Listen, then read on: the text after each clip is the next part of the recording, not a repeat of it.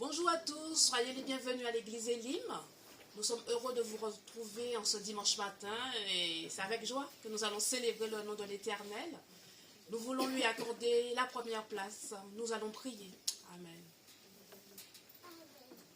Oh, gloire à toi, Jésus. Béni sois-tu, Seigneur, pour ta grâce, ta fidélité et ton amour envers chacun d'entre nous. Nous sommes vraiment reconnaissants, Seigneur, pour tant de bonté à notre égard. Merci pour la croix, merci pour le prix payé pour chacun d'entre nous, Seigneur. Tu mérites la louange, l'honneur, l'exaltation et nos remerciements, Seigneur, parce que tu demeures fidèle, quel que soit le temps, les circonstances de la vie. Toi seul restes fidèle, toi seul nous donne la force, le courage de pouvoir avancer avec toi. Et Seigneur, reçois notre reconnaissance en ce dimanche matin, dans le nom précieux de Jésus. Amen. Amen.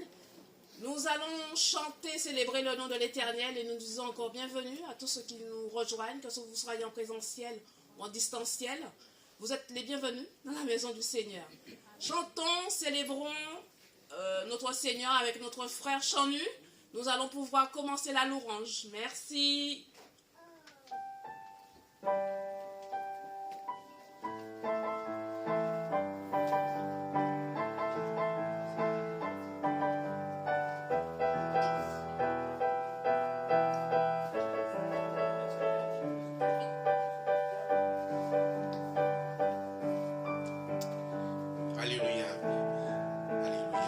Bienvenue à tous. Nous allons célébrer notre Seigneur. Nous allons tous nous lever, s'il vous plaît. Alléluia. Nous allons célébrer notre Seigneur. Alléluia. Venez le célébrer. Alléluia. Venez le célébrer. Son grand amour, venez le chanter. Le Fils de Dieu est venu. Donnez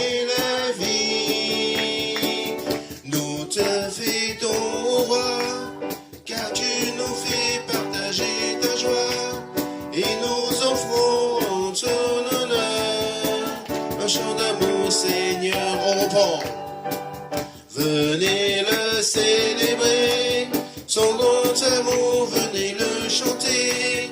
Le Fils de Dieu est venu, donner la vie. Nous te fêtons, roi, car tu nous fais partager ta joie. Et nous offrons ton honneur, un chant d'amour, Seigneur. Venez le célébrer, célébrer, célébrer, chanter, célébrer, chanter notre roi. Venez le célébrer, célébrer, célébrer, chanter, célébrer, chanter notre roi. On prend. Venez le célébrer, son grand amour, venez le chanter. Le Fils de Dieu est venu, donner la vie. Nous te fêtons, roi, car tu nous fais partager ta joie. Et nous offrons ton honneur, un chant d'amour, Seigneur. Venez le célébrer. Venez le célébrer, célébrer, célébrer, chanter, célébrer, chanter notre roi. Venez le célébrer, célébrer, célébrer, chanter, célébrer, chanter notre roi. Alléluia, venez le célébrer. Nous applaudissons notre Seigneur. Amen. Alléluia. J'invite notre sœur Patricia à nous mener dans le deuxième chant. L'amour de Dieu.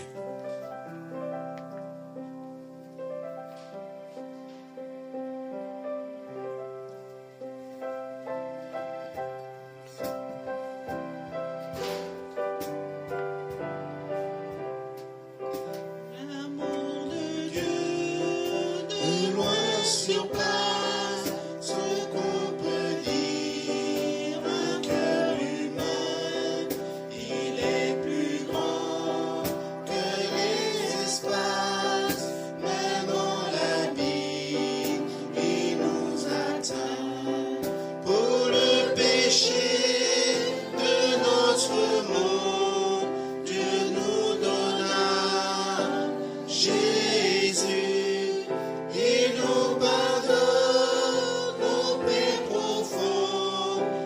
sauve les perdus. Verser de l'encre dans les ondes, changer le ciel en parchemin, tendez la pluie à tout le monde et que chacun soit écrivain. Pour vivre tout l'amour du Père ferait tarir les eaux et remplirait la place entière sur ces divins rouleaux. L'amour de Dieu, si fort, si tendre, est un amour sans fin. Tel est le chant que font entendre les anges et les saints. Et que le monde un jour chancelle avec ses trônes et ses rois, quand trembleront tous les rebelles, soudain saisis d'un grand effroi. De Dieu l'amour que rien ne lasse, pour nous encore vivra. C'est le miracle de la grâce. Amen. Alléluia.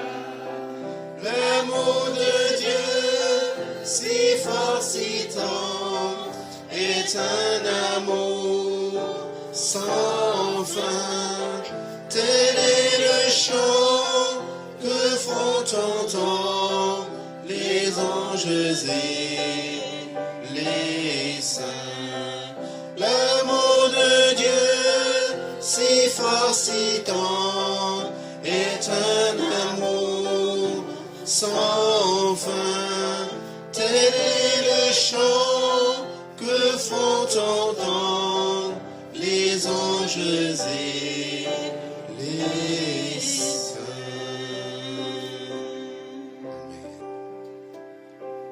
Alléluia.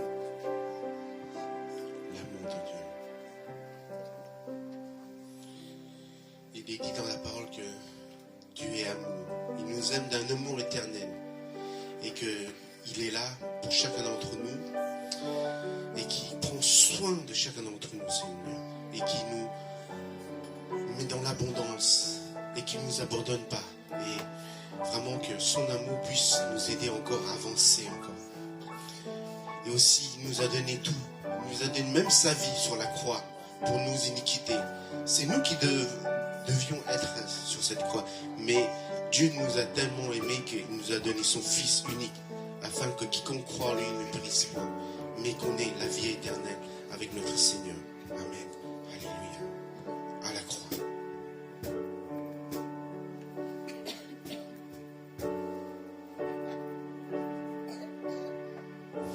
Seigneur, tu me cherches, tu me connais. Et si je t'oubliais, je sais que tu m'aimes. Ta sainte présence, elle m'environne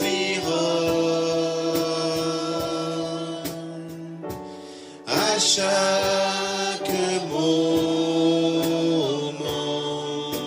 Je sais que tu m'aimes. On reprend.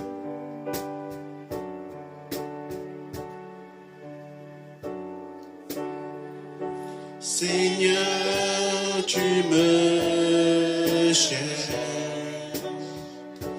tu me connais. Et si je t'oubliais, je sais que tu m'aimes. Je sais que tu m'aimes. À la croix.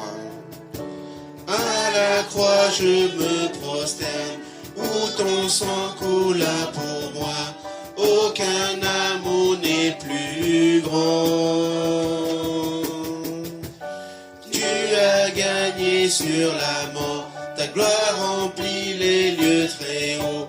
Rien ne peut nous séparer.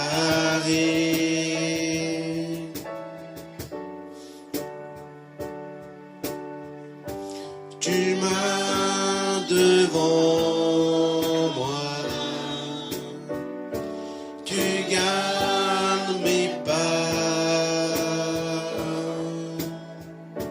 ta main me soutient.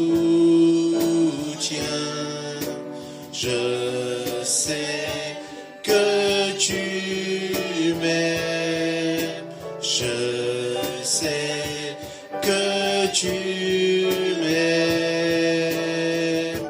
À la croix je me prosterne, où ton sang coula pour moi. Aucun amour n'est plus grand. Tu as gagné sur la mort, ta gloire remplit les lieux très hauts. Rien ne peut nous séparer.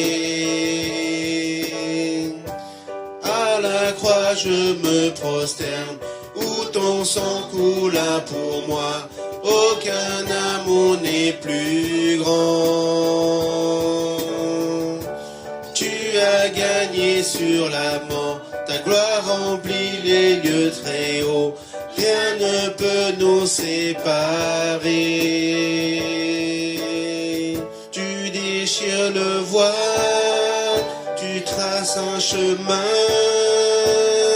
car tu as tout accompli. Tu déchires le voile, tu traces un chemin, car tu as tout accompli.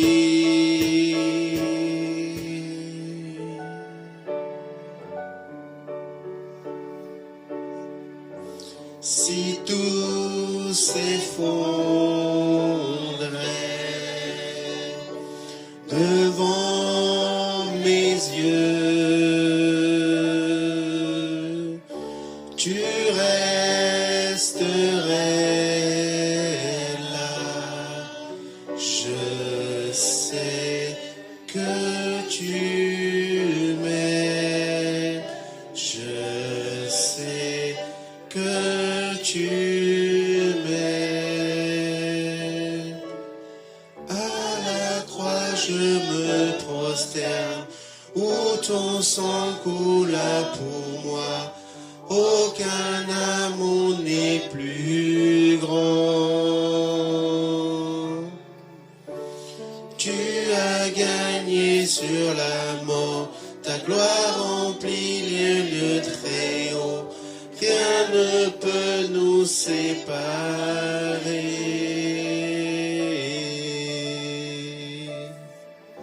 Merci Seigneur. Rien ne peut nous séparer. L'amour que tu as pour nous, Seigneur. Amen. Alléluia.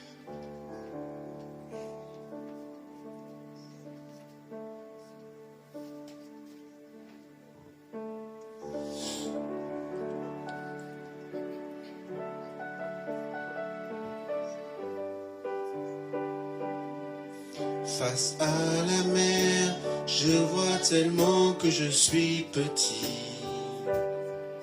Sur la haute montagne, je vois que le ciel est si haut. Dans cet univers, je suis insignifiant, comme la poussière qui ne laisse pas de traces. Les étoiles de nuit sont en train de me sourire. me chuchotant que mon Dieu a tout vu, toutes mes angoisses, toutes mes chutes et faiblesses deviendront un sceau de la grâce. Quand je l'appelle, Jésus entend mes prières. Même dans la foule, il se soucie de moi. Il a des larmes et la joie dans cette voix qui donne le sceau de la grâce. Dans la tempête, Jésus me serre dans ses bras. À jamais, il sera mon espoir. Il a des larmes et la joie dans cette voix qui donne le sceau de la grâce. Quand je l'appelle, Jésus entend mes prières. Même dans la foule, il se soucie de moi. Il a des larmes et la joie dans cette voix qui donne le sceau de la grâce. Dans la tempête, Jésus me serre dans ses bras. À jamais, il sera mon espoir. Il a des larmes et la joie dans cette voix qui donne le sceau de la grâce. Amen, amen, amen. Nous avons loué notre Seigneur par l'adoration des chants. C'est le moment de louer notre Seigneur par les offrandes.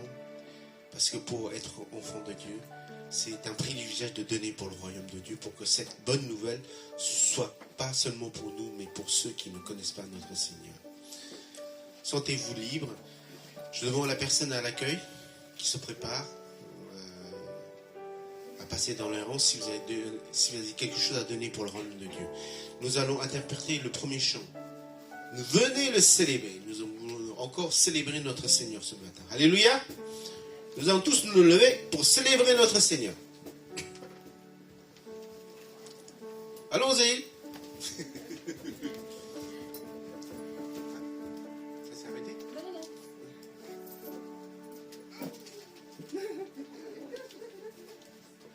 Alléluia, venez le célébrer.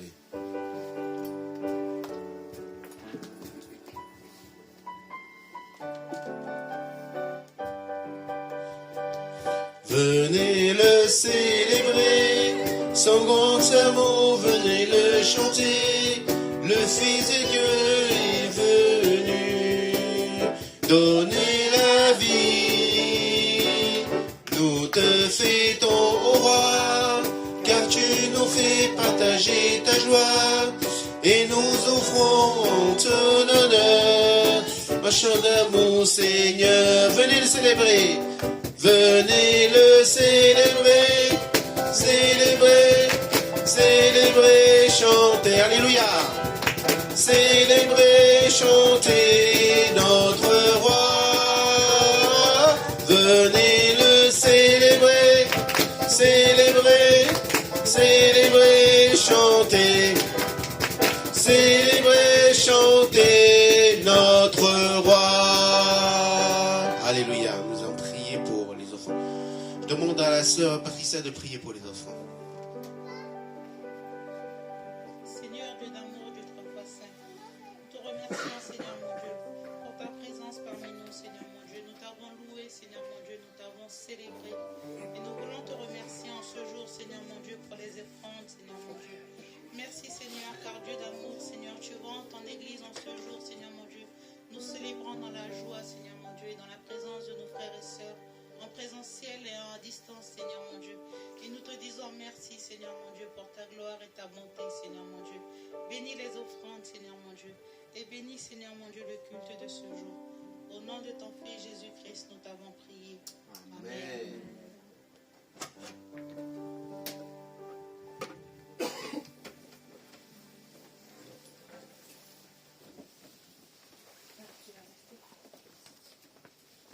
Nous continuons ces moments solennels pour louer notre Seigneur et lui donner encore la première place.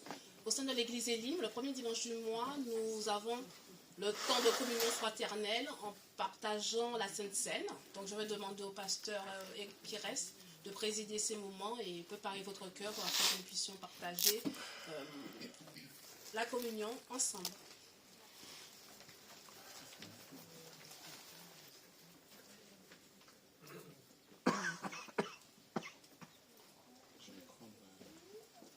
Je vous salue déjà, salut à tous. J'ai beaucoup de joie de vous revoir. Et je vais vous inviter à rendre grâce, je vous invite à vous lever ensemble. On va rendre grâce pour le pain. On prend les éléments, s'il vous plaît.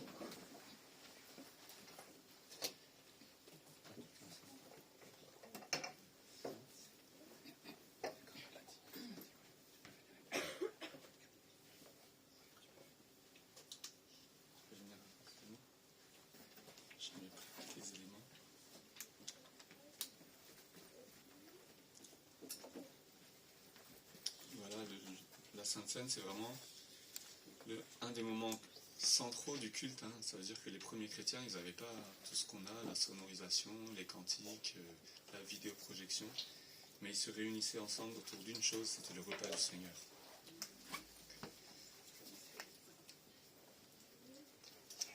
Je lis donc les paroles dans 1 Corinthiens 11, 23. « Voici ce que j'ai reçu moi-même du Seigneur », c'est Paul qui parle, « et ce que je vous ai transmis. Le Seigneur Jésus, la nuit où il a été arrêté, a pris du pain. Après avoir remercié Dieu, il l'a rompu et a dit, « Prenez, mangez, ceci est mon corps qui est rompu pour vous. Faites ceci en souvenir de moi. » De même, après le repas, il a pris la coupe et a dit, « Cette coupe est la nouvelle alliance en mon sang. Faites ceci en souvenir de moi toutes les fois que vous en boirez. En effet, toutes les fois que vous mangez ce pain et que vous buvez cette coupe, vous annoncez la mort du Seigneur jusqu'à ce qu'il vienne. C'est pourquoi celui qui mange ce pain ou boit la coupe du Seigneur indignement sera coupable envers le corps et le sang du Seigneur. Que chacun donc s'examine lui-même, et qu'ainsi il mange du pain et boive de la coupe. Car celui qui mange et boit indignement sans discerner le corps du Seigneur, mange et boit un jugement contre lui-même. Je voudrais donc vous inviter à prendre un temps ensemble dans le silence, juste pour s'examiner soi-même, alors que nous allons prendre ensemble ce repas devant le Seigneur, et comme Paul nous invite à le faire.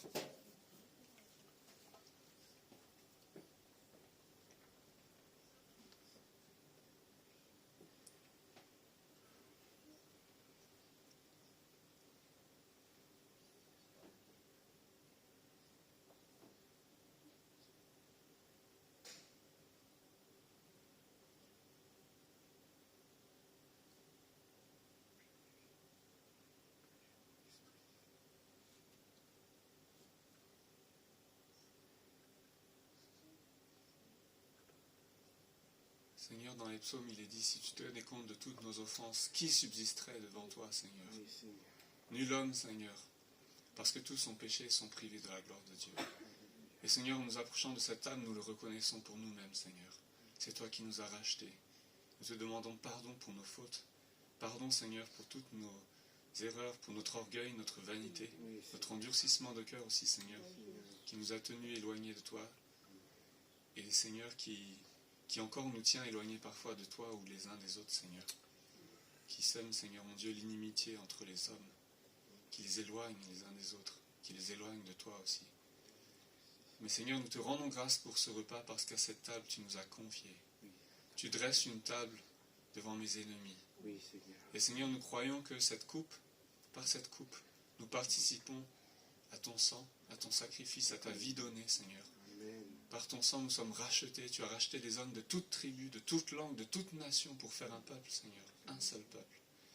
Par ton corps, Seigneur, nous participons au corps de Christ, en prenant ce pain, Seigneur, nous déclarons que nous sommes enfants de Dieu.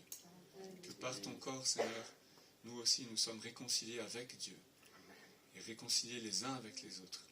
Que tu as réuni des peuples de toute nation par ton corps, Seigneur. Dans ta chair, tu as brisé le mur qui les séparait, juifs et non-juifs. Seigneur de toute nation, tu as fait de nous un seul peuple. Et chaque fois que nous prenons cette communion, Seigneur, nous abandonnons nos vies pour vivre une nouvelle vie en toi, Seigneur. Pour que notre identité, Seigneur, soit une identité fondée en Christ. Et Seigneur, je te bénis pour tous ceux qui vont communier avec nous ce matin. Que ta grâce nous accompagne. Que tu inscrives dans le cœur de chacun le pardon et la paix au nom de Christ. Et Seigneur, nous te bénissons pour ce pain et ce vin que nous allons prendre ensemble. Amen.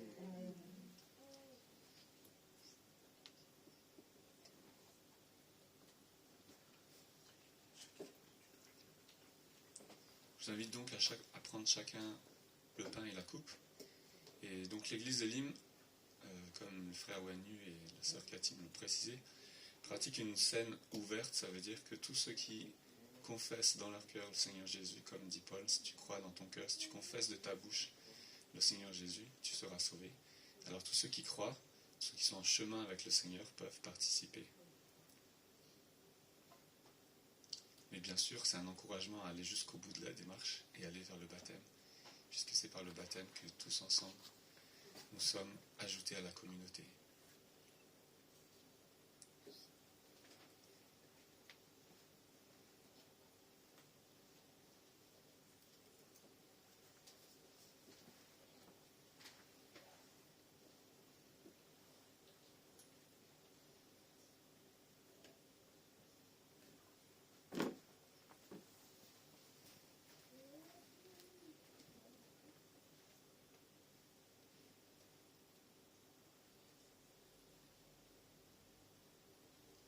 À la croix je me prosterne, où ton sang coula pour moi.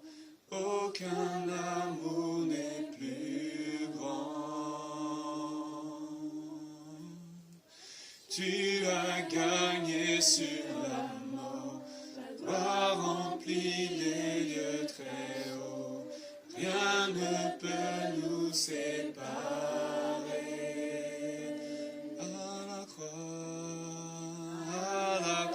Je me prosterne, où ton sang coula pour moi. Aucun amour n'est plus grand. Tu as gagné sur la mort, la gloire remplit les lieux très hauts. Rien ne peut nous séparer, ô Seigneur. Je vous invite à prendre ensemble. Nous allons prendre ensemble le pain qui symbolise le corps offert du Seigneur. Amen. Alléluia. Oui, merci Seigneur. Merci Jésus. Alléluia. Amen. Béni soit ton nom, Seigneur. Ensemble, nous prenons ensemble aussi la coupe qui symbolise le sang et la vie offerte du Seigneur pour nous. Amen. Alléluia. Merci Seigneur pour ton sacrifice.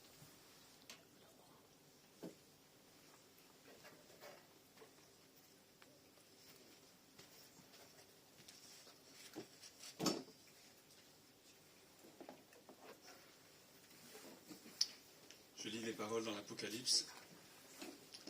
Il chantait un cantique nouveau, en disant « Tu es digne de prendre le livre et d'en ouvrir les sceaux, car tu as été offert en sacrifice et tu as racheté pour Dieu par ton sang des hommes de toute tribu, de toute langue, de tout peuple et de toute nation.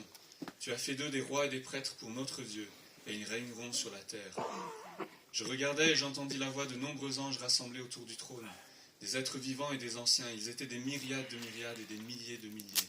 Et ils disaient d'une voix forte, « L'agneau qui a été offert en sacrifice est digne de recevoir la puissance, la richesse, la sagesse, la force, l'honneur, la gloire et la louange. » Et toutes les créatures qui sont dans le ciel, sur la terre, sous la terre, sur la mer et tous les êtres qui s'y trouvent, je les entendis s'écrier, « À celui qui est assis sur le trône et à l'agneau soit la louange, l'honneur, la gloire et la domination au siècle des siècles. Et les quatre êtres vivants répondaient Amen. Amen. Et les anciens se prosternèrent et adorèrent. Amen. Amen. Que le Seigneur vous bénisse. Est-ce qu'il y a une partie de programme ou des annonces maintenant? Non, vas-y. Non, tu peux Non. continuer par ta prédication. Je viens de confier ça. Jusqu'à 40. Oui. Merci pour les slides. Donc aujourd'hui je voudrais vous parler des saisons de la foi, mais avant voilà, je vais de nouveau saluer la communauté. Voilà, on est très heureux de venir en famille. Je vois des visages connus. Oh là là, il y a toutes les générations qui se retrouvent ici. C'est les Duvaux là que je vois. Il y a notre sœur Luce aussi. Ah Luce, je suis très heureux de te revoir. Est-ce que je peux t'inviter à venir là? Je voudrais qu'on prie pour Luce. Allez. Comme elle a eu beaucoup de soucis de santé, elle était seule pendant longtemps. Et ça me fait tellement plaisir de la voir. Mélanie, tu peux venir aussi? Bonjour Eric. Je suis ému de te voir. Nous aussi. Bonjour. Tiens, je vais prier avec elle. Oui, vas-y. On va prier ensemble. Seigneur, nous te bénissons. Merci Seigneur parce que tu es là avec nous. Tu es celui, Seigneur, qui nous unit. Si nous venons, c'est à cause de toi, Seigneur. Au nom de Jésus-Christ, c'est toi qui nous unis, qui fais de nous une famille. Et Seigneur, je veux remettre Luce, ma sœur. Je la remets entre tes mains, Seigneur. Comme David a prié, Seigneur, dans son âge âgé, Seigneur. Il a tout vu et dans toute sa vie, il a vu ta fidélité, Seigneur. Et je te bénis pour ta fidélité Alléluia. dans la vie de Luce. Merci, Seigneur, pour sa vie. Je remets sa santé devant toi, Seigneur, et je prie que tu puisses poser ta main bienveillante sur elle.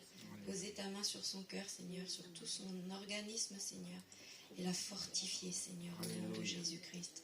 Parce que tu es celui qui crée la vie. C'est toi qui as créé Luce, Seigneur, et nous prions que tu puisses la bénir, l'entourer, Seigneur. Veiller sur elle encore. Merci pour la joie, Seigneur, que tu lui as donnée. Alléluia. La fidélité, Seigneur, cet amour sincère qu'elle a pour toi. Et je prie que tu la gardes encore. Merci. Garde-la, Seigneur. Et je prie que tu lui donnes ta paix, ta grâce, Seigneur, en abondance, Seigneur. Remplis-la jusqu'à toute ta plénitude, Seigneur Jésus. Alléluia. Que tu puisses la fortifier puissamment dans son être intérieur. Merci Seigneur. Par la richesse de ta gloire, Seigneur. Dans tout son être intérieur, fortifie-la. Afin que Christ habite pleinement en elle, Seigneur. Et que toute ta plénitude demeure en elle. Soutiens-la, fortifie-la et bénis-la. Merci Seigneur pour notre sœur, pour cette famille que tu nous as donnée. Au nom de Christ, merci pour l'Église Élim. Amen. Amen. Amen. Amen. Sois bénie, ma sœur Luce. Merci. Témoignage vivant. Merci. Je suis heureuse de vous voir tous les deux aujourd'hui. Je suis très heureux de te revoir. Bon, ça va aller bien avec mon message, toutes ces générations que je vois ici. Parce qu'aujourd'hui, je vais parler des 4 saisons de la foi. Vis les saisons de la foi. Vis ta saison aussi, ta nouvelle saison cette année. Chaque année, c'est un renouvellement. En plus, c'est le nouvel en chinois encore. On peut encore se dire une bonne année, non? 新年好. 新年好. Tous les sinophones à 3, on fait ensemble. Ok. 新年快乐, on dit. Oui. 1, 2, 3. 新年快乐. Voilà, bonne année à tous. C'est l'année du lièvre, hein. Mais comme vous le savez en français, on dit rien ne sert de courir, il faut partir Point nommé. à point. Et aussi, il faut partir dans la bonne direction, n'est-ce pas?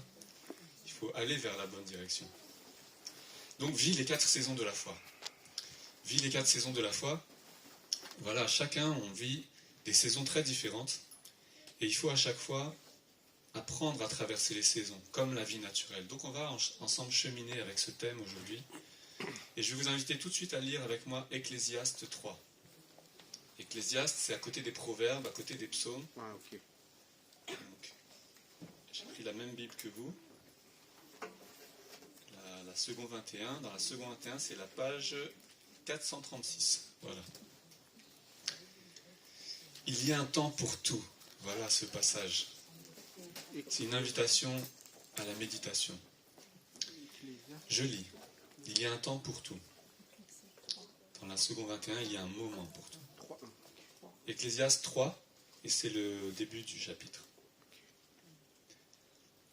Il y a un moment pour tout et un temps pour toute activité sous le soleil. Un temps pour naître et un temps pour mourir. Un temps pour planter et un temps pour arracher ce qui a été planté. Un temps pour tuer et un temps pour guérir. Un temps pour démolir et un temps pour construire. Un temps pour pleurer et un temps pour rire. Un temps pour se lamenter et un temps pour danser. Un temps pour lancer des pierres et un temps pour en ramasser. Un temps pour embrasser et un temps pour s'éloigner des embrassades. Un temps pour chercher et un temps pour perdre. Un temps pour garder et un temps pour jeter. Un temps pour déchirer et un temps pour coudre. Un temps pour se taire, un temps pour parler. Un temps pour aimer, un temps pour détester. Un temps pour la guerre et un temps pour la paix. Amen. Seigneur, je prie que tu nous aides ensemble à vivre notre saison. Toi seul, tu sais ce que chacun traverse ici en ce moment. Toi seul sais quelle saison de nos vies nous traversons. Et je prie que tu nous rejoignes tous, que tu nous aides ensemble à vivre dans la foi cette nouvelle saison. Amen. Il y a un temps pour tout. Vous voyez, par tous ces alternances dans la poésie de l'Ancien Testament, il y a beaucoup d'alternances comme ça, où on répète les choses, on les redit. Ça peut paraître basique, mais c'est une manière d'imprégner, vous voyez, d'exprimer quelque chose jusqu'au bout, de le dire jusqu'au bout. C'est comme, vous voyez, quand on chante, des fois, bon, dans les églises traditionnelles, par exemple, on va faire couplet-verset, 1, 2, 3, 4, c'est fini. Vous voyez ? Comme par exemple, l'amour de Dieu, le chant fait verset, couplet 1, 2, 3, 4, c'est fini. Et puis il y a des cantiques, on les répète. Moi, par exemple, j'étais dans les églises africaines et antillaises, on fait le même refrain, on va le répéter 10 fois, vous voyez ? Et en fait, on s'imprègne du chant. Et après, il y a un rythme qui vient. Après, il y en a un autre qui improvise un peu une voix. Vous voyez ? Et il y a cette idée dans les psaumes aussi, ou dans les prières, ou dans les passages comme ça, poétiques de la Bible, où on va répéter quelque chose, On a compris l'idée, vous voyez ? On a compris qu'il y a un temps pour quelque chose, un temps pour l'opposé. Mais l'idée, c'est d'aller jusqu'au bout, vous voyez ? On va le répéter. Et ça nous parle du cycle de la vie, finalement. Vous voyez, ça commence tout de suite avec ce cycle de la vie. Toute chose sous les cieux, ça veut dire toute vie sur la terre. Il y a un temps pour naître, un temps pour mourir. Et ça se conclut par un temps pour aimer, un temps pour haïr, pour détester. Un temps pour la guerre, un temps pour la paix. Et la paix à la fin, ici. Alors c'est très actuel, hein, un temps pour la guerre. On est dedans, là. Il y a un temps pour la paix, mais la paix qui est donnée ici en hébreu, c'est le shalom, vous voyez. C'est la paix, la bénédiction, la prospérité, la réconciliation aussi avec Dieu, la bénédiction de Dieu. C'est tout cela. Alors, c'est le temps des saisons. Il y a aussi un temps pour se taire, et souvent quand on est dans l'épreuve, vous voyez, c'est un temps où on ne va pas aller partager à tout le monde ce qu'on vit. C'est le temps pour se taire, un temps de silence. Il y a un temps pour parler. Et quand Dieu nous fait traverser l'épreuve, souvent c'est le contraire, on va parler de ce que Dieu nous fait vivre. Je ne sais pas moi, si vous avez un nouveau travail, une nouvelle promotion, une réussite, quelque chose de positif, vous avez envie de le partager, n'est-ce pas ? Et vous allez louer le Seigneur pour ça. Donc, on traverse tous ces saisons-là, et il faut apprendre à vivre chaque saison. Comme dit Jacques dans le Nouveau Testament, il dit « pleurez avec ceux qui pleurent ». N'est-ce pas ? Et réjouissez-vous avec ceux qui se réjouissent. Mais parfois, nous, en tant que chrétiens, quelqu'un pleure, on dit « mais t'inquiète, ça va aller », vous voyez ? On ne pleure pas avec lui. On dit « mais arrête de me fatiguer. J'ai déjà mes problèmes. Relève-toi un peu et avance. » Vous voyez ? Et quand quelqu'un se réjouit, il dit « non, mais lui, c'est trop facile pour lui. Il ne sait pas ce que je vis, moi. » Vous voyez ? On est humain, hein ? On a du mal à se réjouir avec quelqu'un qui dit « ah, moi, regarde, hier, j'ai une promotion, je me suis acheté une Porsche Cayenne. » Il dit « oh, lui, là, trop facile pour lui. Hein ? Il pourrait nous en donner un peu. » Donc, on a du mal, en fait. Notre cœur humain, il est un peu endurci, et le Seigneur a dit « le cœur de l'homme, il est dur. Hein. » Mais nous encourage à vivre chaque saison pleinement. Et dans la communauté aussi, de pouvoir vivre ensemble les saisons. Vous voyez, il y a le printemps de la foi. Le printemps, on va arriver bientôt au printemps, où il y a les petits bourgeons qui commencent à pousser. On commence à avoir une espérance de ce qui va arriver, vous voyez. Et c'est comme des fois des signes dans nos vies, on se dit, ah, j'espère que tout ce que je vois là, ça va pouvoir me permettre d'aller plus loin. Vous voyez ? Comme là, on dit j'espère que je pourrais manger ça, mais peut-être que c'est pas comestible. Je sais pas si j'ai... C'est quoi, c'est des baies? J'ai pris une image du printemps. Je vous laisse deviner ce que c'est. Mais c'est les prémices, le printemps. On ne sait pas encore. C'est comme quand vous voyez un arbre, vous voyez les pommes, les cerises, etc. Vous voyez les fleurs qui commencent à bourgeonner, elles n'ont pas encore poussé. Vous ne savez pas si les cerises vont être bien mûres ou pas, ou si les corbeaux vont arriver avant vous pour les grappiller, vous voyez. Mais vous espérez. Le printemps, ça annonce quelque chose, vous voyez. Souvent on dit c'est le printemps aussi, c'est les amours, vous voyez. Nouvelle saison. Mais parfois les amours mènent aussi à la déception, vous voyez. C'est des relations qui ne durent pas parfois. L'été, c'est la moisson, vous voyez. C'est quand là on commence à voir les fruits, on récolte. Et donc, l'automne de la foi, on est passé par là c'est cette saison. L'automne, l'hiver, c'est plutôt le contraire. C'est le dépouillement. On perd quelque chose, on laisse tomber les feuilles à terre. Et l'hiver, il faut traverser. Vous savez, les arbres pendant l'hiver, non, il faut rester juste sur la première image. On va y aller après. On va y aller après. Là, je résume, mais on va y aller après. L'hiver, c'est un moment où les arbres, ils poussent pas vraiment. Parce que les arbres, ils ont besoin de la photosynthèse, le soleil, la lumière, les nutriments et tout. Et en fait, pendant l'hiver, c'est un peu ça. Les choses, des fois, se maintiennent. Vous voyez, on essaye de maintenir. Là, par exemple, au Canada, j'ai appris, il fait moins 38 degrés. Waouh! C'est froid, hein? Bon, là, c'est dur d'aller faire du sport dehors, vous voyez, d'aller jouer au tennis. Donc, on se maintient, on hiberne un peu, on se tient au chaud et on traverse l'hiver comme on peut. Bon, il y en a qui font du sport, hein, qui font du ski, etc. Mais la nature elle-même nous apprend que c'est une saison où on se dépouille. Il n'y a plus de feuilles, il n'y a plus de fleurs, il n'y a plus de fruits, il n'y a plus rien, vous voyez. La vie va se renouveler, mais il faut accepter, comme Jésus dit, que le grain tombe en terre et il faut qu'il meure. Il faut que le grain qui est tombé en terre, il ne faut pas qu'il pousse tout de suite. Il faut qu'il meure d'abord, avant qu'il puisse porter du fruit. Donc il faut reconnaître dans nos vies ces différentes saisons. Et vous tous, là où vous êtes maintenant, vous êtes tous à des saisons différentes. On est tous à des saisons différentes. Il y en a qui traversent l'été. Ils sont là, waouh, tout va bien pour moi, alléluia. Il y en a d'autres, vous voyez, c'est l'hiver. Là, ils ont tout perdu. Dieu, il a dépouillé, il a enlevé, il a ôté, il a coupé. Émondé, c'est ça, hein, c'est coupé. Et donc voilà, le Seigneur nous invite à apprendre à reconnaître les saisons. Parfois, vous voyez, il y a des contre-témoignages aussi dans nos communautés. Comme je disais tout à l'heure, on ne sait pas se réjouir à ceux qui se réjouissent. Le chrétien pleure, mais il pleure seul. Il rit seul. Il se lamente seul.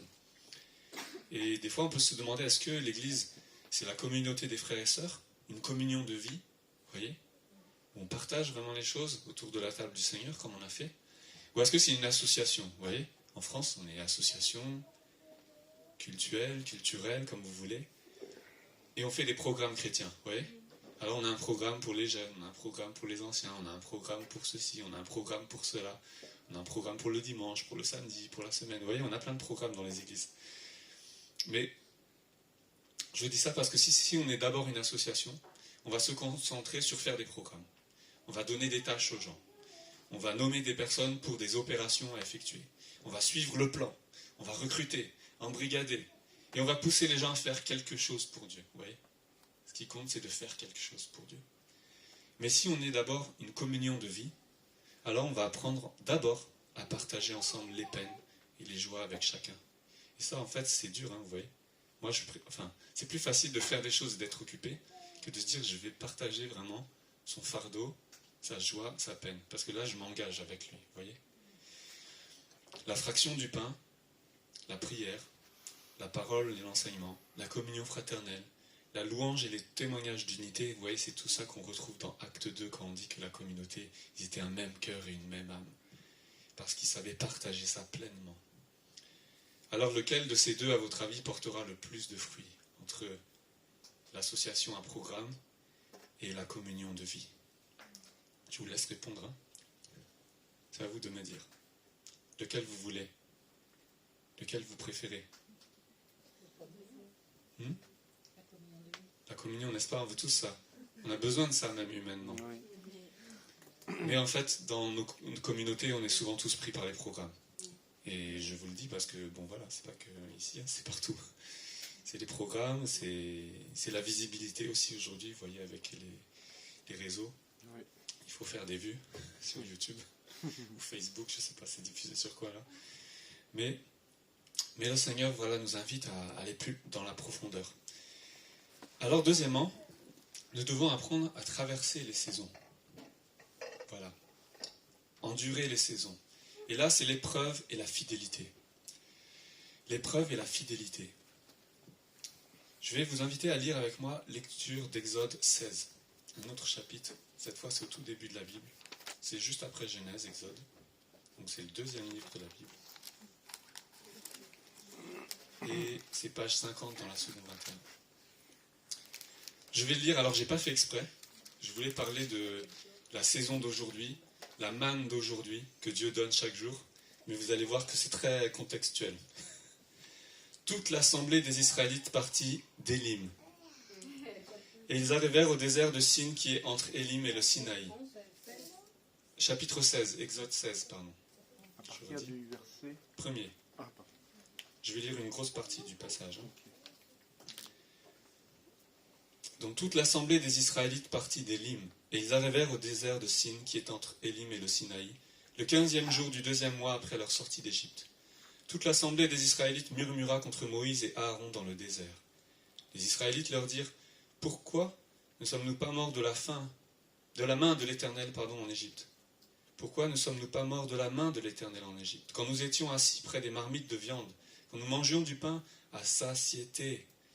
Au contraire, vous nous avez conduits dans ce désert pour faire mourir de faim toute cette assemblée. » L'Éternel dit à Moïse, « Je vais faire pleuvoir du pain pour vous depuis le ciel. Le peuple sortira et en ramassera chaque jour la quantité nécessaire. Ainsi, je le mettrai à l'épreuve et je verrai s'il suivra ou non ma loi. Le 6e jour, ils prépareront ce qu'ils auront apporté, c'est-à-dire le double de la portion ramassée chaque jour. »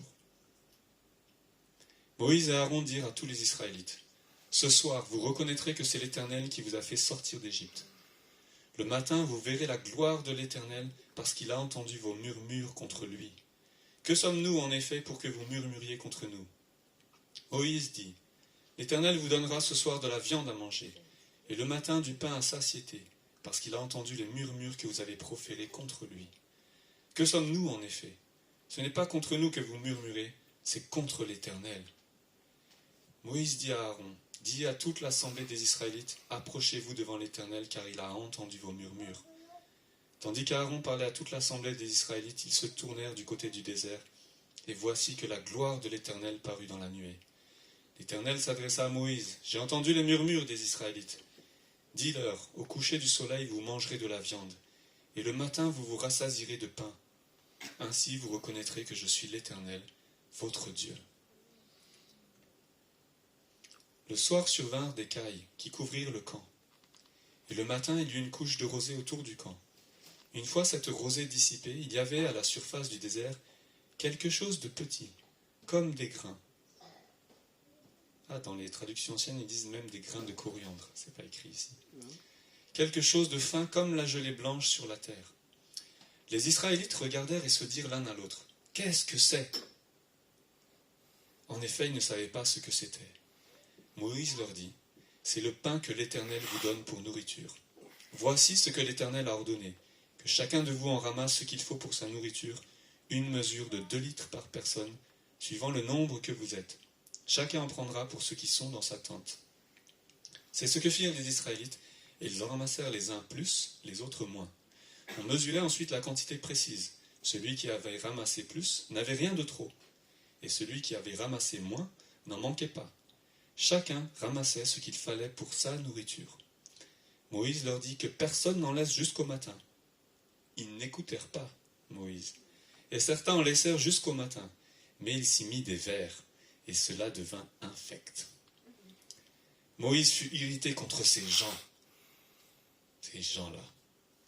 Tous les matins, chacun ramassait ce qu'il fallait pour sa nourriture, et quand venait la chaleur du soleil, cela fondait. Le 6e jour, ils ramassèrent une double quantité de nourriture, 4 litres pour chacun. Tous les chefs de l'assemblée vinrent le rapporter à Moïse. Celui-ci leur dit, « C'est ce que l'Éternel a ordonné. Demain est le jour du repos, le sabbat consacré à l'Éternel. Faites cuire ce que vous avez à faire cuire. Faites bouillir ce que vous avez à faire bouillir.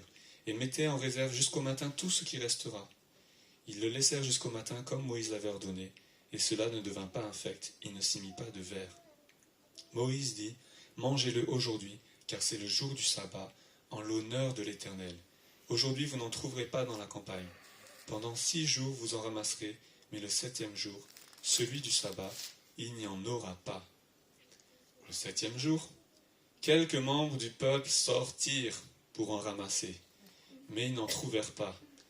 Alors l'Éternel dit à Moïse, « Jusqu'à quand refuserez-vous de respecter mes commandements et mes lois ? Considérez que c'est l'Éternel qui vous a donné le sabbat. Voilà pourquoi le 6e jour, il vous donne de la nourriture pour 2 jours. Que chacun reste sous sa tente, que personne ne sorte de chez lui le 7e jour. » Et le peuple se reposa le 7e jour. La communauté d'Israël donna à cette nourriture le nom de manne. Elle ressemblait à de la graine de coriandre, était blanche et avait le goût d'un gâteau au miel. Moïse dit, voici ce que l'Éternel a ordonné, qu'une mesure remplie de manne soit conservée pour vos descendants. Ainsi ils verront le pain que je vous ai fait manger dans le désert, après vous avoir fait sortir d'Égypte. Moïse dit à Aaron, prends un vase, mets-y de litres de manne, et dépose-le devant l'Éternel, afin qu'il soit conservé pour vos descendants. Suivant l'ordre donné par l'Éternel à Moïse, Aaron le déposa devant le témoignage afin qu'il soit conservé. Les Israélites mangèrent de la manne pendant 40 ans, jusqu'à leur arrivée dans un pays habité. Ils mangèrent de la manne jusqu'à leur arrivée aux frontières du pays de Canaan. Amen. Je m'arrête là. La saison de la manne. Vous voyez, il y a plein de saisons. On a prié pour Luce, notre sœur, elle est arrivée plus loin dans les saisons. Luce a vu plus de saisons que nous tous, je pense. Et les saisons reviennent, vous voyez, parfois. Il y a les jeunes, on ne s'est pas vu depuis plus de 10 ans, et toute la communauté, tous ceux qui nous connaissent ici, Adèle, et Gladys, et tous les autres, Joanne, la famille Ho, Wenu. Bon, si j'en ai oublié, vous venez me voir après. Il y a une sœur qui a dit l'autre fois, on a oublié. Mais j'ai vu que moi, à mon époque, c'était en 2000, j'étais parti aux États-Unis, c'était la mode des baskets requins, vous voyez ? C'était il y a 23 ans, 24 ans. Et là, je vois David, il a les mêmes paires, là. C'est revenu à la mode, vous voyez ? Les Stan Smith, même il y en a bientôt, ils vont remettre des pattes def, vous voyez, comme dans les années 60. Et on voit que même dans la mode, vous voyez, les saisons reviennent. Il y a des cycles comme ça, où on se dit, oh non, ça c'est trop vieux, c'est démodé. Et puis, vous attendez encore 1 ou 2 générations, et hop, ça revient à la mode, vous voyez. C'est drôle, hein ? Dans ce passage, j'ai pris la manne parce qu'on voit que il y a une saison pour la bénédiction, mais on voit que Dieu donne la manne pour un temps, et ce qui était une bénédiction hier devient une malédiction pour le lendemain. Vous voyez, la manne devient des vers. C'est infect, on nous dit, oh, ça doit être écœurant. Et donc, tout ça nous apprend qu'il y a un cycle. Dieu nous donne une bénédiction pour une saison donnée. Mais ce n'est pas la même bénédiction pour toute notre vie, vous voyez. Le shalom de Dieu, la bénédiction de Dieu, oui, mais elle se renouvelle en fait. C'est quelque chose qui évolue, vous voyez. Elle est dynamique, cette bénédiction. Et même la paix, c'est pas la paix de rien faire, vous voyez. C'est la paix, c'est le shalom dans la Bible. C'est quelque chose qui évoque la prospérité, quelque chose qui va porter du fruit, qui va se renouveler à chaque saison, vous voyez. Et donc là, on voit que Dieu, il va mettre à l'épreuve son peuple. Pourtant, ils viennent d'être délivrés d'Égypte, ils ont traversé la mer Rouge, ils ont vu des miracles, ils ont vu Pharaon à genoux, si vous voulez. Le grand Pharaon qui les oppressait, qui les rendait esclaves, Dieu l'a mis à genoux. Il a dû céder, il a dû les laisser partir. Et là, arrivé dans le désert, à peine tout de suite, le peuple, qu'est-ce qu'il fait ? Il a faim. Voilà une saison de faim, vous voyez, c'est l'hiver, il fait froid, notre corps il réclame de la faim, peut-être que vous aussi vous avez un peu plus faim, il faut constituer des réserves. Qu'est-ce que vous faites quand vous avez faim et qu'il n'y a pas assez ? Qu'est-ce que vous faites quand dans votre vie il se passe quelque chose que vous n'avez pas eu ce que vous vouliez, que vous êtes frustré, que vous êtes déçu ? Comment vous réagissez, vous voyez ? Est-ce que tu vas crier vers Dieu pour dire « Seigneur, interviens, viens à l'aide, secours-moi » ? Ou est-ce que tu vas te révolter, te rebeller, t'éloigner de Dieu, t'éloigner des autres aussi, t'isoler, vous voyez ? Eh bien, le peuple d'Israël, eux, ils ont choisi de murmurer. Murmure. C'est quoi le murmure ? Murmure, nous en français, on ne dit pas trop murmurer, mais ouais, c'est parler. Ils ont parlé sur le dos de Moïse. Ils ont parlé sur son dos. Ah, t'as vu Moïse qu'il a fait ? Oh là là. Vous les gens ils font... ils disent, oh là là, t'as vu ce qu'il a fait? Non mais ça se fait pas ça. T'as vu un tel ce qu'il a dit? T'as vu comment il fait? Etc. Ils ont parlé dans son dos. Ils ont parlé dans son dos. Et ils ont commencé à se plaindre. Ils ont commencé à se plaindre, mais Dieu a dit, je vais vous donner ce que vous me demandez. Malgré tout. Même si ça ne plaît pas à Dieu. Et on nous montre que Dieu, tout en donnant la manne, on nous dit qu'il les met à l'épreuve. Vous voyez, ici au verset 4, on nous dit, je vais faire pleuvoir du pain pour vous depuis le ciel. Le peuple sortira et en ramassera chaque jour la quantité nécessaire. Vous voyez, ça c'était un test que Dieu donnait à Israël. Ainsi je le mettrai à l'épreuve et je verrai s'il suivra ou non ma loi. Alors la loi ici, surtout dans les passages de Moïse, c'est pas seulement la loi de dire vous devez ramasser, c'est toute la loi, c'est la Torah en hébreu. C'est la Torah, c'est tu pratiqueras ces commandements et l'homme qui les mettra en pratique vivra par elle. Vous voyez, c'est ça, c'est la loi. C'est la parole de Dieu, si vous voulez. C'est les commandements de Dieu. Dans Deutéronome 8, c'est après tout ça, hein, c'est alors que Moïse va mourir et qu'ils vont rentrer dans la terre promise. Il rappelle, Dieu t'a humilié, il t'a fait souffrir de la faim, et il t'a nourri de la manne que tu ne connaissais pas et que n'avaient pas connu tes pères, afin de t'apprendre, voilà, il voulait apprendre, que l'homme ne vit pas de pain seulement, mais que l'homme vit de tout ce qui sort de la bouche de l'Éternel. Amen. On chante ces paroles, mais vous voyez d'où elles viennent? Oui. D'un temps d'épreuve, où Dieu a mis son peuple à l'épreuve. Dans Deutéronome 8,16, il dit encore, il t'a fait manger dans le désert la manne inconnue à tes pères, afin de t'humilier et de t'éprouver pour te faire ensuite du bien. Vous voyez, c'est une épreuve en fait. Et ça nous montre que nous, les saisons, si on veut pouvoir porter du fruit, ben parfois on va passer par là. Vous voyez le gel là, qui refroidit, qui bloque un peu les choses, on se dépouille. Et apprendre à dépendre de Dieu chaque jour. Vous voyez, c'était ça l'épreuve du peuple dans le désert. Ils n'ont pas voulu aller dans la terre promise où on nous dit qu'ils avaient porté des grappes de raisin à 2 tellement c'était lourd, vous imaginez? Ils n'ont pas voulu ça. Ils ont préféré aller dans le désert. Et là, dans le désert, maintenant, ils se plaignent encore. Dieu leur donne le pain du ciel. Vous imaginez? Imaginez-vous que vous arrivez dans un champ, un grand champ. D'accord? Bon, je sais qu'on est à Paris, il n'y a pas beaucoup de champs. Donc je ne sais pas comment vous dire, mais il faut aller un peu loin là. Vous allez dans le parc Jardin du Luxembourg, ou Montsouris, voilà. Imaginez, vous allez vous balader, d'un seul coup là, vous voyez plein de trucs par terre, le matin, que vous n'avez jamais vu. Si on était aux États-Unis, ils auraient dit c'est des aliens. Oui, parce qu'à l'époque, il y avait des champs avec des marques et tout, des formes. Les gens pensaient que c'était des aliens. Et souvent, c'était des gens qui s'étaient amusés à faire passer leur machine et dessiner une forme. Bon, bref, les gens auraient dit, mais c'est quoi ça? Ça vient d'où? Vous voyez, il y a quelqu'un qui est venu ici, quelqu'un qui est passé par là. En tout cas, ils n'avaient jamais vu ça de leur vie. Vous voyez, on essaye de nous le décrire dans la Bible en disant, voilà, ça avait telle apparence, tel goût, etc. Mais on ne peut pas savoir ce que c'était la manne, en fait. Et Dieu dit, c'est le pain du ciel. Et quand Jésus va venir, il va chasser les gens du temple, où il va parler du pain de vie, il va faire plein de signes, plein de choses. Et à un moment, les gens vont lui dire, mais toi, qu'est-ce que tu nous donnes comme signe pour faire tout ça? Ou qu'est-ce que tu nous donnes à manger quand tu parles de manger ton corps, manger ta chair, etc. Vous voyez, les gens ne comprennent pas. Il dit, nous, nos pères, ils nous ont donné la manne. Toi, tu nous donnes quoi? Vous voyez? Il provoque Jésus. Et Jésus dit, vous, vos pères ont mangé la manne, mais c'était fini la manne, vous voyez? Elle n'est plus la manne. Il dit, mais celui qui mangera du pain du ciel, celui-là, il aura la vie éternelle. Et donc, c'était déjà une image du pain du ciel qui vient de la main de Dieu. Vous voyez, c'est comme si Dieu, leur bouche a parlé contre Dieu, et malgré ça, Dieu leur met du pain dans la bouche. Vous imaginez un peu la patience de Dieu? Mais, ce qu'on apprend dans ce passage, c'est que la manne d'hier n'est pas celle d'aujourd'hui. Et la manne d'aujourd'hui ne sera pas celle de demain. Ça veut dire que la bénédiction que Dieu met dans ta main aujourd'hui, et la faveur qu'on a dans une saison de nos vies, elle ne dure pas toujours, elle dure pour une saison. Mais après, elle doit se renouveler, vous voyez?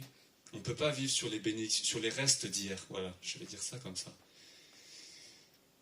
Vous voyez, souvent, on est à une époque où on va penser à des choses passées, on va se dire, avant c'était mieux, avant il y avait ci, avant il y avait ça. Mais dans Ecclésiaste, il dit, ne demande pas d'où vient que les temps d'avant étaient meilleurs que ceux d'aujourd'hui, car ce n'est pas par sagesse que tu demandes cela. Dans Ecclésiaste 7, verset 10. À chaque saison, nous devons apprendre à abandonner une bénédiction de Dieu. C'est délaisser. Ça veut dire, j'accepte de perdre quelque chose. Vous voyez ? Dans Ecclésiaste, il dit encore, jette ton pain à la surface, car avec le temps, tu le retrouveras. Jette ton pain à la surface des eaux. C'est une image, hein ? Mais ça veut dire ce que tu as aujourd'hui, Dieu te l'a donné. Mais à un moment, tu dois le lâcher aussi, le laisser partir. Voilà pourquoi il y a un temps pour embrasser, un temps pour se séparer, un temps pour aimer, un temps pour rejeter. Vous voyez, tous ces temps-là. Mais on doit apprendre à les vivre.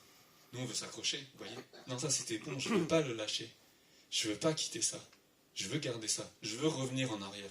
Tu ne peux pas revenir en arrière. Et pour saisir à chaque nouvelle saison les nouvelles bénédictions de Dieu, nous devons abandonner quelque chose. Nous devons aussi nous dépouiller dans l'épreuve de l'automne, vous voyez. L'automne, les feuilles tombent à terre. Il y a des enfants qui les ramassent. Nous, avant, on faisait des... Comment on dit là ? Herbiers, voilà, on les collait dans nos cahiers. Il faut les rappeler. Mais sinon, à part les enfants qui font ça, les feuilles vont être jetées, elles vont mourir, vous voyez. Personne ne va les garder. Et il faut que les feuilles tombent, il faut qu'elles meurent, il faut qu'il y ait des semences qui tombent en terre, pour qu'ensuite, à la saison prochaine, elles puissent porter du fruit. Si on ne laisse pas mourir certaines choses dans nos vies, et qu'on vit toujours dans un passé, eh bien, on ne peut pas vivre le présent pleinement, vous voyez. On va toujours être en arrière. Malgré ça, ce qu'on a appris dans le passé nous sert toujours pour aujourd'hui, vous voyez. C'est de l'expérience, c'est des choses qu'on a apprises, parfois durement, mais voilà, comme dit le Seigneur, il faut que le grain tombe en terre pour porter du fruit. Et dans le froid de l'hiver, on se fortifie aussi. C'est une autre saison où on se fortifie. La foi se fortifie aussi dans l'épreuve, pour que la graine qui est tombée à terre puisse après porter du fruit. Ensuite, c'est un autre temps. C'est le temps de changer de saison. Et moi, je voudrais vous inviter à réfléchir à vous, pour cette année, quelle est votre nouvelle saison ? Quelle est la nouvelle saison de votre vie ? Vers quoi vous regardez aujourd'hui, voyez ? C'est un recommencement. On a vu que, dans le passage que je viens de dire, pendant 40 ans, Israël a mangé de la manne. 40 ans, c'est long, hein ? Est-ce qu'il y en a ici qui mangent du riz depuis 40 ans ? Mon frère Wanu, le doyen du riz. Moi, j'aurais pu dire presque 40. Cathy aussi, voilà. Moi, j'ai 42, donc je ne peux pas dire que j'ai mangé du riz depuis 40 ans. À 2 ans, je ne sais pas si j'ai mangé du riz. Ah, peut-être alors. Il faut demander à maman. Si elle m'a donné du riz à manger à 2 ans. Je suis sûr que si. Je suis sûr que si, il a dit Wanu. Je mangeais du mouaï, peut-être. C'est le riz bouilli, là. Bah, peut-être, alors pas loin de 40. Mais bon, imaginez, les Israélites, ils ont mangé de la manne tous les jours pendant 40 ans. Vous imaginez ? Tous les jours pendant 40 ans. Mais, dans Josué 5, Josué, c'est la génération d'après Moïse. Hein. La nouvelle génération. C'est David, Philippe, les jumelles. Attends, j'ai oublié David, Philippe. Nicolas. Nicolas. Oh là là. Et les jumelles, voilà la nouvelle génération. Yann, Hugo, Méline, tout cela. Tous les jeunes là, tous ceux qui sont là. On nous dit, Josué, la manne cessa le lendemain de la Pâque, quand ils mangèrent du blé du pays. Les enfants d'Israël n'eurent plus de manne, et ils mangèrent des produits du pays de Canaan cette année-là. Vous voyez ? Ils sont entrés dans la terre promise. Fini la manne. La bénédiction d'hier n'est plus celle d'aujourd'hui. Le malheur d'hier non plus n'est plus celui d'aujourd'hui. Il y a un don de Dieu pour chaque saison. Amen. Tu peux dire ça à ton voisin ou ta voisine ? Dis-lui, il y a un don de Dieu pour chaque saison. il y a un don de Dieu pour chaque saison. Il y a un don de Dieu pour chaque saison. C'est comme l'eau de la femme samaritaine. Vous voyez, Jésus il vient chercher de l'eau du puits. Et puis, mais il lui dit, moi j'ai une autre eau à boire. Et il dit, si tu savais le don de Dieu, et qui est celui qui te parle, tu lui demanderais toi-même à boire. Il y a un don de Dieu pour chaque saison. Je le crois vraiment. Et quand les fils d'Israël, après 40 ans, tous les jours, Dieu leur donne la manne tous les jours. Vous voyez, c'est pas une manne qui était là, et puis tous les jours, il y en a assez pour l'année. Vous voyez, non. Tous les jours, ils renouvellent, ils redonnent encore, ils redonnent. Parce qu'on nous dit qu'avec la chaleur, ça fondait. Donc le lendemain, hop, Dieu redonne une portion.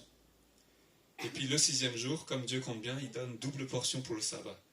Mais on voit qu'ils n'ont pas respecté même le sabbat, vous voyez. Nous, le sabbat, on ne sait plus trop ce que c'est, vous voyez, parce que le sabbat, c'est le samedi. Mais c'était le repos. Aujourd'hui, nous, c'est le dimanche.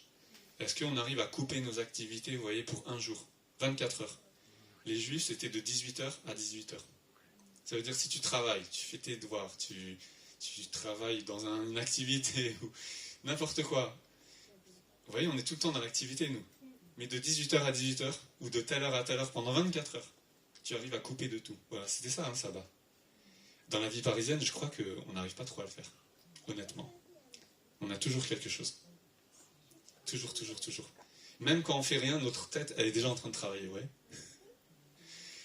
Bon, tout ça pour dire que Dieu, une fois que le premier sabbat qu'ils ont passé, premier culte, on va dire, dans la terre promise, finit la manne. Parce que maintenant, la nouvelle bénédiction, c'est les fruits du pays. C'est ce que Dieu avait promis de donner. Un don de Dieu à chaque saison. Après l'automne et l'hiver, il faut de nouveau le courage et la persévérance pour affronter de nouveaux défis dans notre vie aussi. On ne va pas toujours se cacher, vous voyez. Le printemps de la foi, c'est renouveler sa vision. C'est reprendre courage. C'est se remettre au travail. C'est reprendre ce qu'on avait abandonné, ce qu'on avait laissé. Peut-être qu'aussi le découragement nous a fait perdre, vous voyez, certaines choses. Mais c'est reprendre, vous voyez. L'été de la foi, c'est se préparer à la nouvelle moisson. Porter du fruit en abondance, comme a dit le Seigneur. Goûter les fruits et le don de Dieu. Et voyez, même après avoir connu un malheur, la parole nous encourage toujours à l'espérance. Jérémie, c'est le prophète qui a vu la destruction de son peuple, de son pays. Les Israélites, vous voyez, c'était pire que l'Ukraine aujourd'hui. Ils ont été dévastés, ils ont été emmenés nus, captifs, enchaînés, vous voyez. Certains ont vu leurs enfants, c'était la guerre, hein, qui étaient mis à mort, vous voyez, parce qu'on ne voulait pas qu'une nouvelle génération puisse se venger. Il y a des rois qui ont eu leurs enfants les yeux percés. Le roi Sédécias, il a été emmené les yeux percés, vous voyez. Et donc tout ça, Jérémie, il a vu tout ça. Il a pleuré les lamentations de Jérémie. Voilà pourquoi en français on parle de jérémiade. C'est quand on se plaint, vous voyez. Ça vient du prophète Jérémie. Mais pourtant, Jérémie qui a vu tout ça, il dit, voilà ce qui me donnera encore du courage et de l'espérance. Les bontés de l'Éternel ne sont pas épuisées. Ses compassions ne sont pas à leur terme. Elles se renouvellent chaque matin. Oh, que ta fidélité est grande. L'Éternel est mon partage, dit mon âme. C'est pourquoi je veux espérer en lui.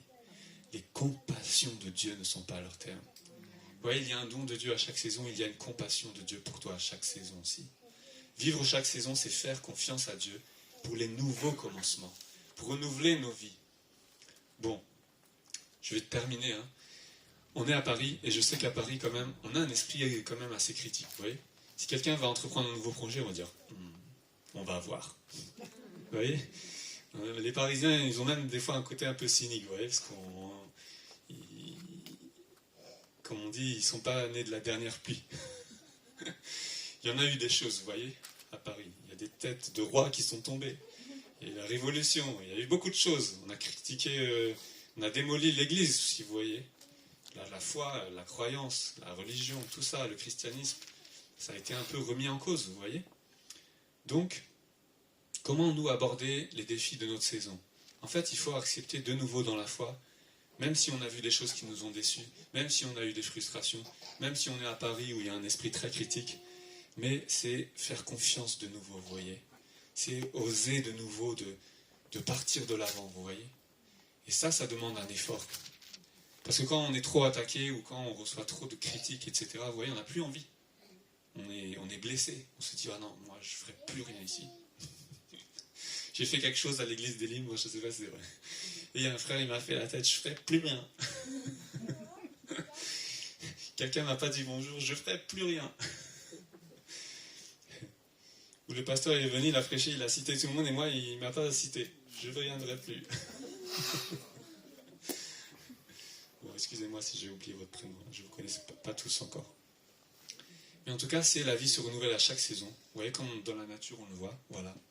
Les Chinois, ils aiment bien ces fleurs d'arbres voilà, qui poussent, qui germent. La vie se renouvelle à chaque saison. Et de même, Dieu, il renouvelle la vie de son esprit à chaque saison de nos vies. Si nous savons entendre et reconnaître sa voix à chaque nouvelle saison.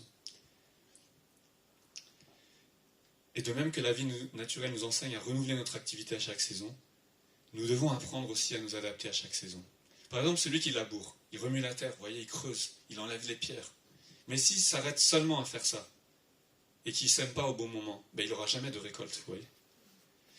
Celui qui sait semer, il sait planter les graines, les mettre bien, leur entourer de la terre, les arroser. Mais s'il ne sait pas protéger, s'il ne sait pas tailler après quand ça va pousser, s'il ne sait pas cultiver, il risque de perdre sa récolte aussi. Celui qui sait qu'arroser, ouais, j'arrose, je mets de l'eau, etc. Mais il ne laisse pas reposer la terre un peu. Il ne sait pas entretenir non plus. Il ne sait pas garder à bonne température quand vient l'hiver. Mais il peut arroser, mais ça ne suffira pas, vous voyez. Il risque de perdre encore la récolte. Il n'aura pas une bonne récolte. Peut-être qu'il aura un peu, mais pas autant. Et même celui qui cultive, il sait cultiver, il sait tailler.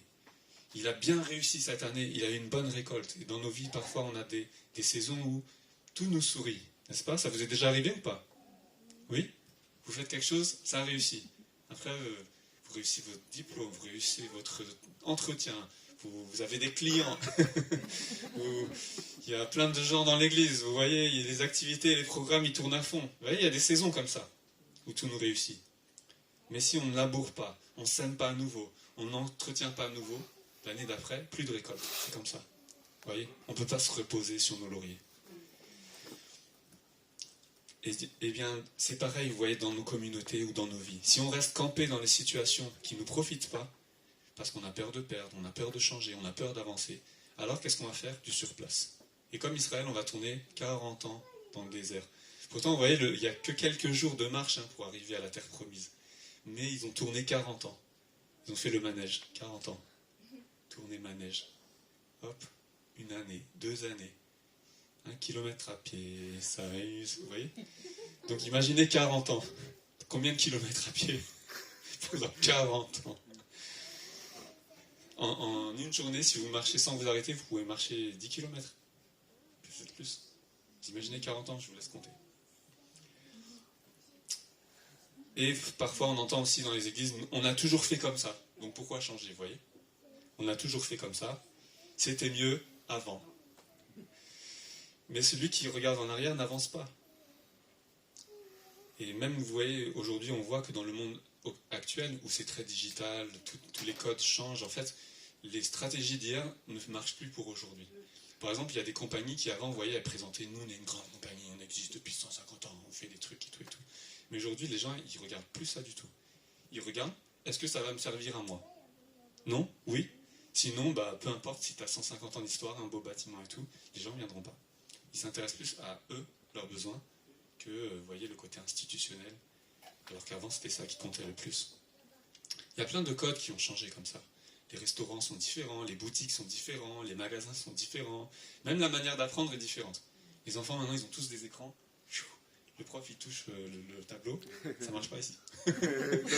C'est bien, on a gardé des côtés, vous voyez, old school, mais c'est des choses, c'est du contact, c'est de la matière.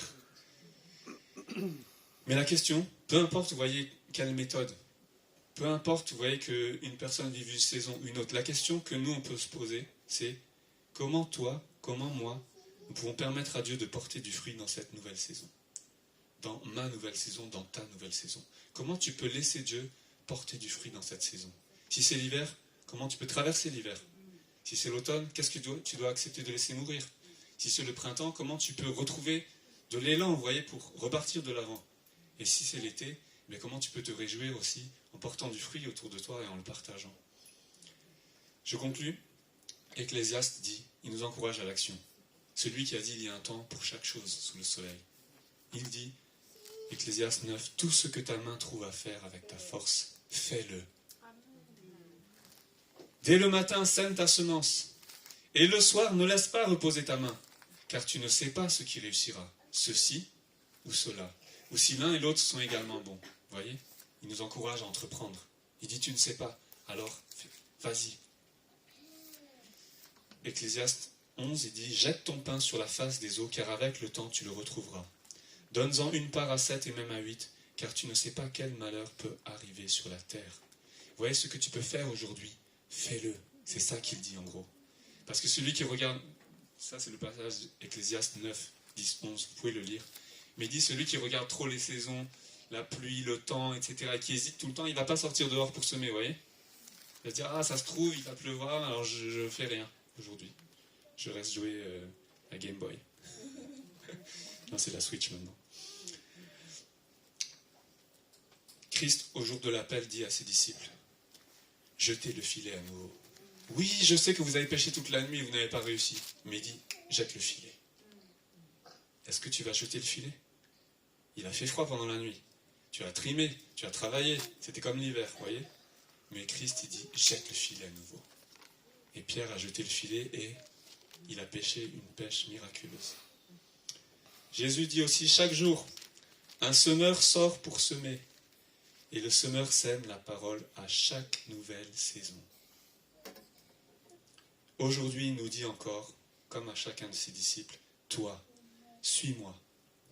Alors, quel pas te demande le Seigneur aujourd'hui?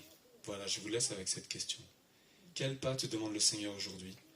Comment tu peux suivre le Christ pour vivre ta nouvelle saison? Et je vous laisse prier avec cette parole. Comment toi, comment chacun de nous pouvons suivre le Christ dans cette nouvelle saison de notre vie.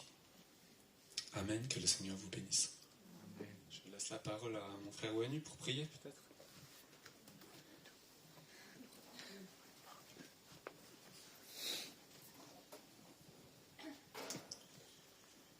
Merci, Pasteur Rick, pour le message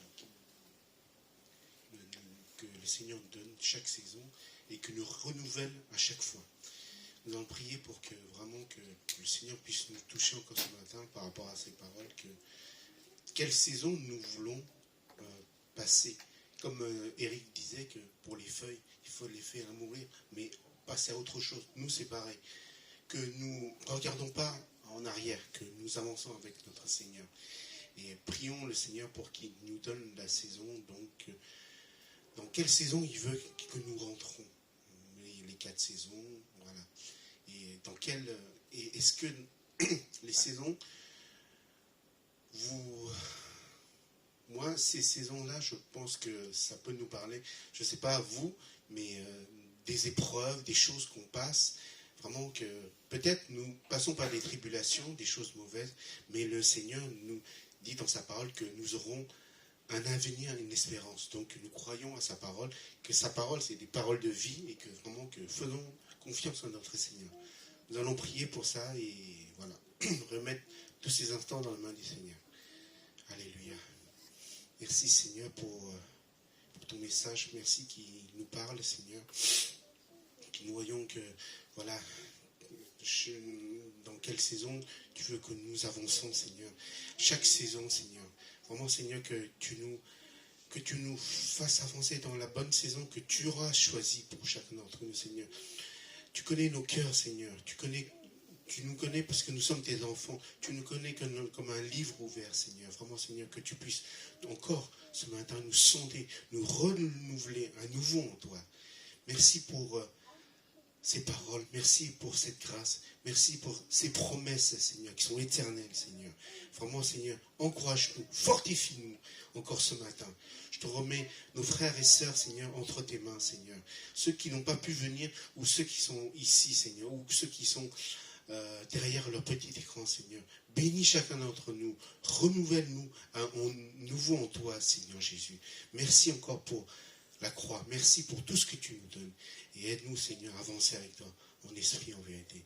Merci pour chacun de tes biens, de tes bénédictions que tu nous donnes en abondance. Que nous ne voyons pas, que des fois nous sentons que nous sommes abandonnés, mais tu es là. Tu es là, présent parmi nous, Seigneur. Il faut juste, Seigneur, que nous te rencontrions, Seigneur, encore ce matin. Alléluia. Merci encore pour toutes tes bénédictions. Nous te prions, nous te remercions. Au nom de Seigneur Jésus-Christ. Amen. Voilà, le culte va prendre fin. Donc, je vous remercie à tous, vous qui êtes derrière votre petit écran, la présence, et que nous donnons rendez-vous dimanche prochain à la même heure, à 10h30. Voilà, bon dimanche et Dieu vous bénisse. Au revoir. Voilà, donc avant